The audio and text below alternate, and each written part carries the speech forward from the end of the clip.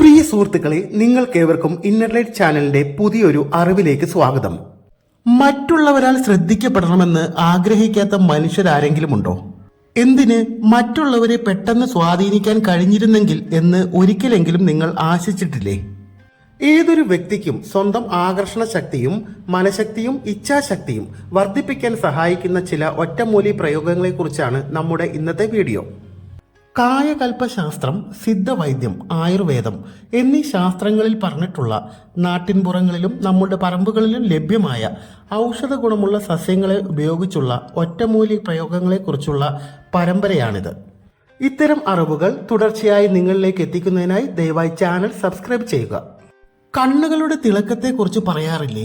ഈ തിളക്കം നമ്മൾക്കും സ്വന്തമാക്കാവുന്നതേ ഉള്ളൂ. ഈ കണ്ണും മനഃശക്തിയും തമ്മിലുള്ള ബന്ധം എന്താണ്? മനഃശക്തിയും കണ്ണും തമ്മിൽ അഭേദ്യമായ ബന്ധമുണ്ട്. ഒരാളെ സ്വാധീനിക്കാൻ അഥവാ നമ്മുടെ വലയത്തിനുള്ളിലാക്കാൻ കണ്ണോളം ശക്തിയുള്ള മറ്റൊരു അവയവവുമില്ല.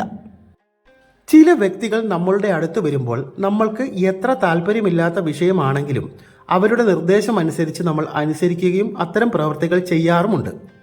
ആ വ്യക്തിയുടെ കാന്തശക്തിയും ആകർഷണ ശക്തിയും നമ്മളെക്കാൾ കൂടുതലാണ് എന്നാണ് അർത്ഥം. ശരീരത്തിലെ ചില ഗ്രന്ഥികൾ, പ്രത്യേകിച്ച് തലച്ചോറിലുള്ള പിറ്റ്യൂട്ടറി, പീനിയൽ പോലുള്ള ഗ്രന്ഥികൾ ഉത്തേജിക്കപ്പെടുമ്പോൾ ശരീരത്തിലെ ഇലക്ട്രോ മാഗ്നറ്റിക് തരംഗങ്ങൾ ശക്തിപ്പെടും. ഇങ്ങനെ പുറത്തേക്കൊഴുകുന്ന ശക്തമായ കാന്തിക തരംഗങ്ങൾ ഓറ അഥവാ ഒരു വ്യക്തിക്ക് ചുറ്റുമുള്ള പ്രഭാവലയത്തിന്റെ ശക്തി വർദ്ധിപ്പിക്കുകയും വലിപ്പം വർദ്ധിപ്പിക്കുകയും ചെയ്യും. യോഗ സാധനകളിലെല്ലാം അറിഞ്ഞോ അറിയാതെയോ ഇതുതന്നെയാണ് സംഭവിക്കുന്നത്. ഇങ്ങനെ ശക്തിയും വലിപ്പമുള്ള പ്രഭാവലയം അഥവാ ഓറയുള്ള വ്യക്തിയിലേക്ക് മറ്റുള്ളവർ ആകർഷിക്കപ്പെടുകയാണ് ചെയ്യുന്നത്. ഇത്തരത്തിൽ ശരീരത്തിന്റെ കാന്തശക്തി വർദ്ധിപ്പിക്കുന്ന നിരവധി ഔഷധ സസ്യങ്ങളെക്കുറിച്ച് പുരാതന ശാസ്ത്രങ്ങളിൽ പറയുന്നുണ്ട്. ഇതിൽ പ്രധാനപ്പെട്ടതും പെട്ടെന്ന് ലഭിക്കുന്നതുമായ ഒന്നാണ് നമ്മളുടെ വീട്ടുപറമ്പുകളിലൊക്കെ കാണുന്ന തൊട്ടാവാടി എന്ന ഔഷധ സസ്യം. പ്രകൃതിയിലെ എത്ര കുറഞ്ഞ അളവിലുള്ള ഇലക്ട്രോ മാഗ്നറ്റിക് തരംഗങ്ങളെയും നിരീക്ഷിക്കാനും അതിനനുസരിച്ച് പ്രതികരിക്കാനും കഴിവുള്ള ഔഷധ സസ്യമാണ് തൊട്ടാവാടി. ഇത് എങ്ങനെയാണ് കഴിക്കേണ്ടത് എന്ന് പറയുന്നതിന് മുമ്പ് തൊട്ടാവാടിയുടെ ചില അത്ഭുത ശക്തികളെക്കുറിച്ച് അറിഞ്ഞിരിക്കുന്നത് നിങ്ങൾക്ക് ഒരുപക്ഷെ ഗുണമായേക്കാം. സിദ്ധവൈദ്യത്തിലൊക്കെ കായകൽപ്പ ഔഷധമായിട്ടാണ് തൊട്ടാവാടിയെ കരുതിപ്പോരുന്നത്. കായത്തെ അഥവാ ശരീരത്തെ കാലങ്ങളോളം സംരക്ഷിക്കുന്ന ഔഷധം എന്നാണ് ഈ വാക്കിന്റെ അർത്ഥം.